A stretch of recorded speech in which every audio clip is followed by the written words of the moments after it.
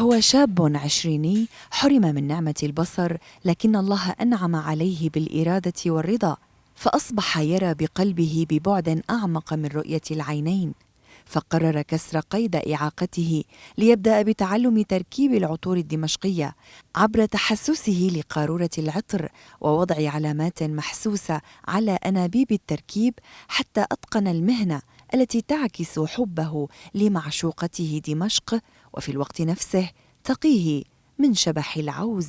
أول شغلي بلشت أشتغل بعطر الياسمين الشامي، بعدين اتطورت الأمور معي وصرت أشتغل بباقي الأصناف الثانية الحمد لله. أنا مثلا الأناني من لمسي إلى بعرف هي قد ايه حجمها من جوا، هي الخبرة هذا الشيء إجا معي. وبستخدم سرنج معين للاستخدام الزيت اللي هو السرنج إزاز 5 سنتي. طبعا أنا وقت بكون حاطط يعني مثلا بستخدم الإصبع الواحد، مثلا في يكون عيار الزيت بيطلع شيء معين، بحط إصبعتين مثلا بيطلع عيار معين، بحط 3 أصابع مثلا بيطلع معي عيار معين.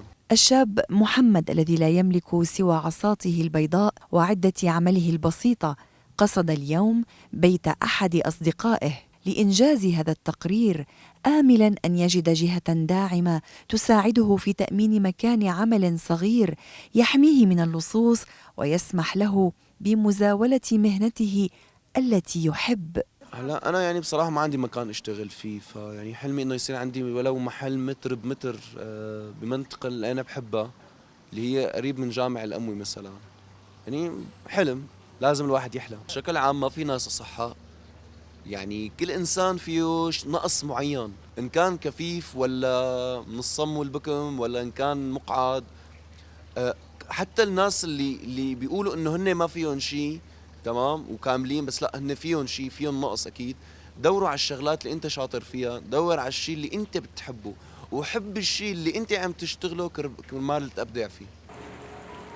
المكفوفون هم شريحة كبيرة وجزء لا يتجزأ من المجتمع، منهم الموهوبون والمبدعون والمكافحون في الحياة، ورعايتهم واجب يقع على عاتق الدولة والمجتمع الأهلي بكافة عناصره.